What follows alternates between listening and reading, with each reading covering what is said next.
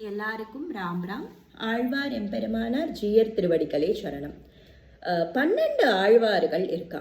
அவ 12 ஆழ்வார்களுக்கே ஆழ்வார்கள் அப்படின்னு பேர் வந்ததுன்னா, ஆழம்னா என்ன, டீப்புன்னு அர்த்தம். அதாவது ஒரு விஷயத்துல நம்ம டீப்பாக ஈடுபடும் போது ஸோ ஆழம், அதை ஆழம் சொல்லுவா. ஆழ்வார்கள்லாம் பெருமாள் மேலே ரொம்ப டீப்பாக வேற யார் பற்றியும் யோசிக்காம ஆழ்வார்கள்லாம் பெருமாள் மேலேயே டீப்பாக, பெருமாளை பற்றியே டீப்பாக திங்க் பண்ணிட்டு இருந்ததுனால அவளுக்கு ஆழ்வார்கள் அப்படின்னு பேர் வந்தது. இதில் நம்ம இந்த வீடியோவில் முதல் ஆழ்வார்கள் பற்றி பார்க்கலாம். முதல் ஆழ்வார்கள் யாரு அப்படின்னா பொய்கை ஆழ்வார், பூதத்தாழ்வார், பேயாழ்வார்.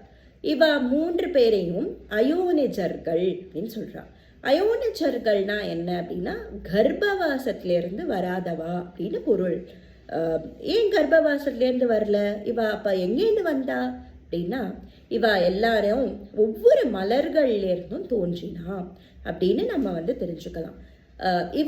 துவாபர யுக கடைசியிலேயே வந்துட்டா. இப்போ ஆழ்வார்கள்லாம் துவாபர யுக கடைசியிலேருந்து தான் இருக்கா அப்படின்னா ஆமாம், அவ்வளோ வருஷங்கள் ஒரு யுகமே நமக்கு டிஃபர் ஆகுது இல்லையா. நம்ம கலியுகத்தில் இருக்கோம், அவள்லாம் துவாபர யுக கடைசியிலேயே வர ஆரம்பிச்சுட்டா.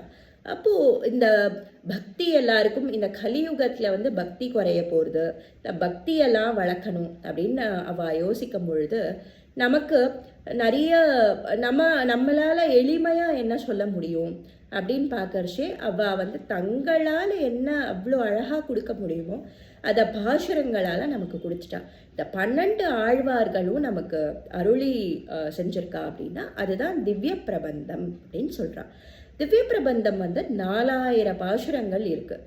இந்த 12 ஆழ்வார்களும் சேர்ந்து தான் அந்த 4000 பாசுரங்களை எழுதினான். அப்போ என்ன பாசுரங்கள் யாரை பற்றி எழுதியிருக்கான்னா, போகிற நிறைய ஊர்கள் போகிறா. நிறைய போகிற ஊர்களுக்கெல்லாம் அந்தந்த பெருமாள் மேலே ஒரு பாசுரம் பாடியிருந்தா கூட அந்த ஊரும் அந்த பெருமாளும் திவ்யதேச பெருமாளாக ஆயிடுறா. அதுக்கப்புறமா எல்லாரும் சேர்ந்து எல்லாரும் பாடி அந்த திவ்ய தேசங்கள் வந்தது தான் 108 திவ்ய தேசங்களாக நம்மளுக்கு சொல்லப்படுறது. இதில் நம்ம பொய்கை ஆழ்வார், பூதத்தாழ்வார், பேயாழ்வார் இவாளை பற்றி பார்க்கலாம்.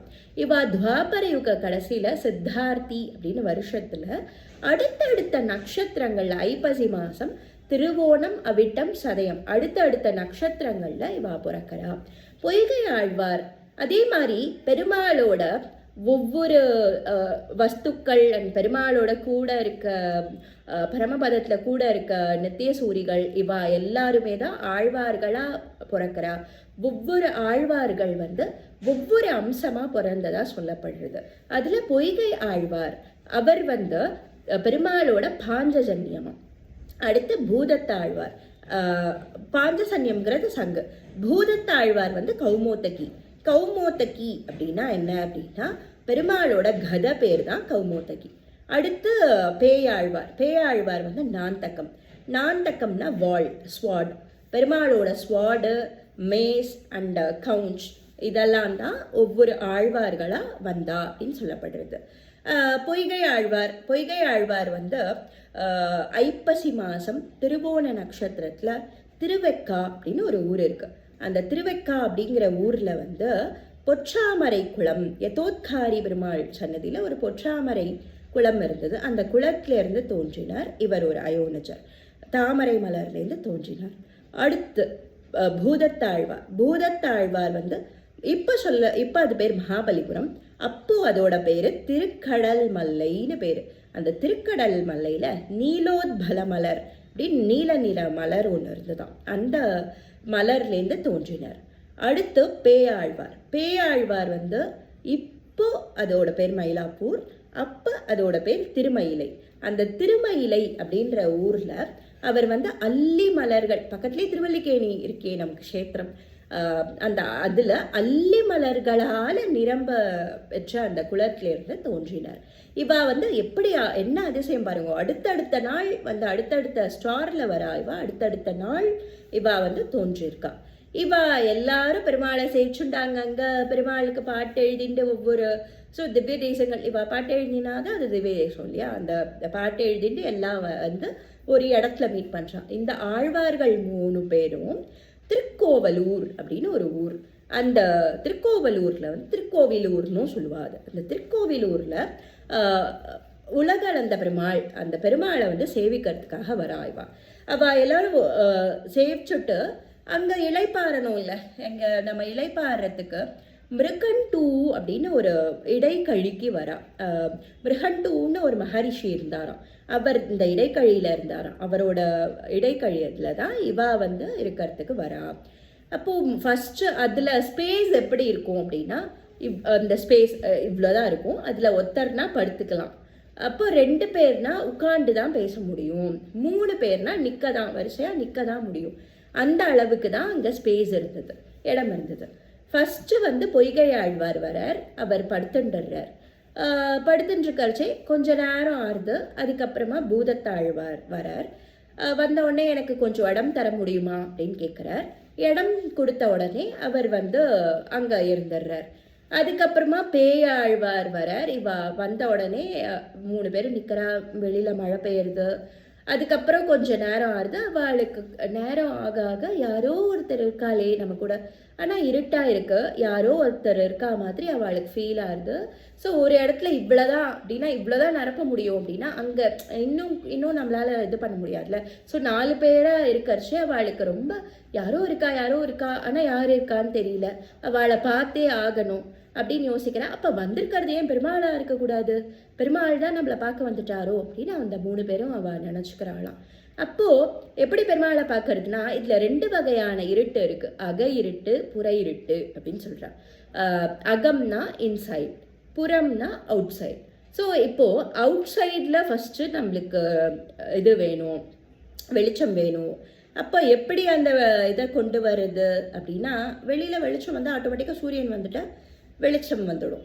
அது என்ன அக இருட்டு, நம்ம உள்ளே இருக்க இருட்டு. நம்மளுக்கு பெருமாளை பற்றி ஒரு நாலேஜ் இல்லை, பெருமாளை பற்றி ஒரு புரிதல் இல்லை அப்படின்னா, பெருமாள் நம்ம பக்கத்தில் தான் இருப்பார் பெருமாள், ஆனால் அவரை நம்மளால் உணர முடியாது.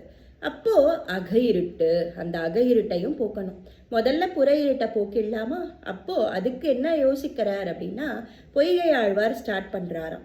நான் போக்குறேன் அக இருட்டை அப்படின்னு சொல்லிட்டு பொய்கை ஆழ்வார் ஸ்டார்ட் பண்ணுறார்.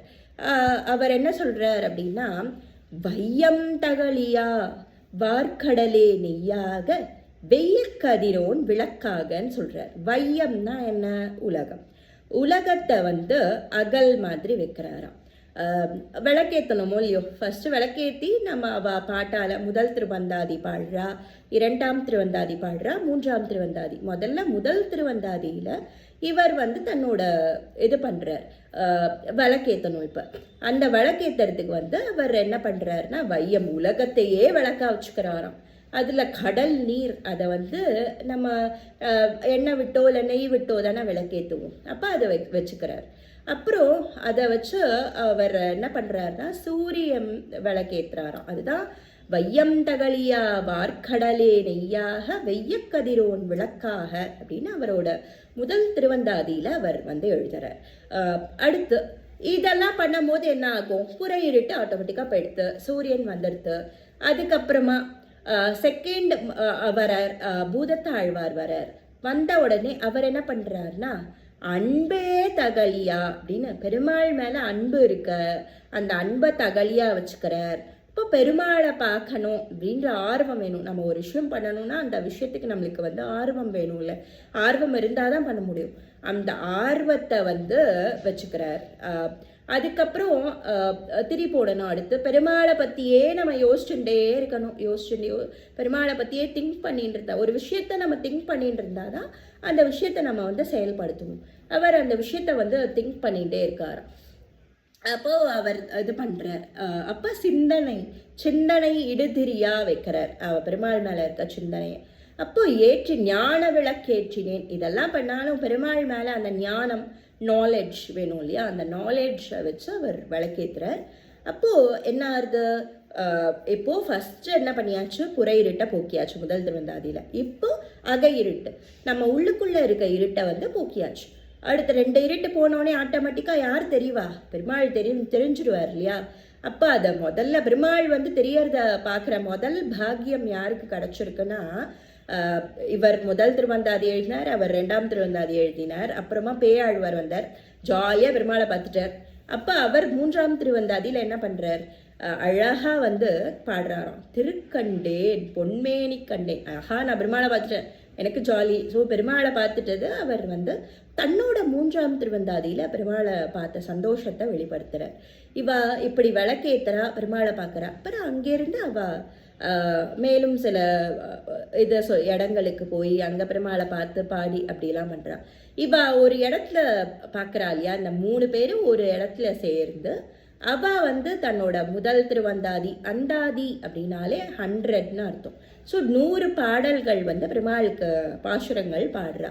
ஸோ அந்தாதி ஃபார்மேட் எப்படி அப்படின்னா, எது முடியறதோ அடுத்த செகண்ட் பாசுரம் வந்து முடியறதுக்கு ஏற்ற மாதிரி அடுத்த வார்த்தைகள், அது வந்து அந்தாதியோட ரூல்.